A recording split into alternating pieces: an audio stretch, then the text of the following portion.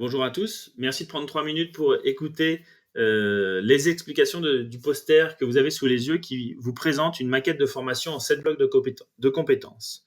Cette maquette a été créée par l'équipe de l'école universitaire de kinésithérapie Centre-Val de Loire. Rapidement le contexte, en 2015, la réforme des études en kinésithérapie lance la formation dans une approche par compétences et une formation à et par la recherche. En 2020, une autorisation via le décret du 11 mai permet des expérimentations locales sur la formation en kinésithérapie, notamment à partir du moment où la conservation de l'acquisition des 11 compétences est maintenue.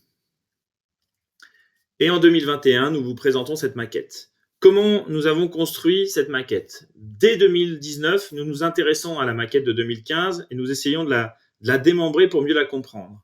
Et puis aujourd'hui, nous vous proposons une solution pour améliorer le très beau travail déjà mené en 2015 pour les années futures. Cette technique s'appelle la technique combinatoire et nous sommes donc au bout de cette technique aujourd'hui avec la présentation de la maquette.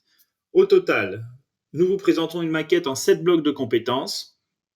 Vous voyez que les compétences sont reliées à chaque fois à un bloc.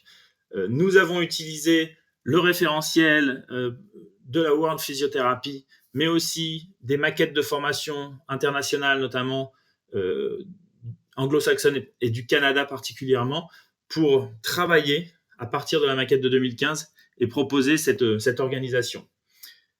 La L1 sera donc une année contributive via le dispositif PASSLAS et les 4 autres années à l'école universitaire de kinésithérapie Centre-Val de Loire seront décomposées sur ces 7 blocs qui dureront sur les 4 ans pour avoir une linéarité de l'apprentissage et une linéarité de l'acquisition des compétences.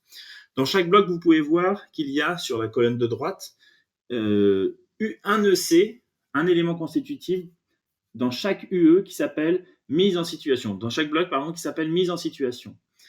Pourquoi? Parce que l'approche de compétence, c'est bien l'acquisition de la compétence, entre guillemets, au lit du malade, donc en situation.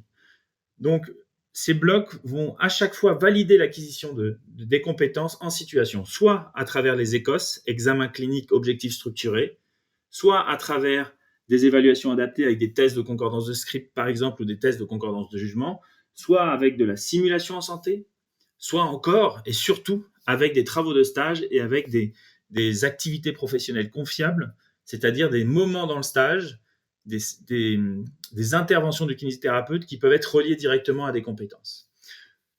Voilà rapidement cette présentation. Évidemment, en 3 minutes, ça fait très court. Je vous laisse prendre connaissance de la maquette plus en détail. Et évidemment, vous pouvez revenir vers nous pour plus d'informations. Merci de votre attention.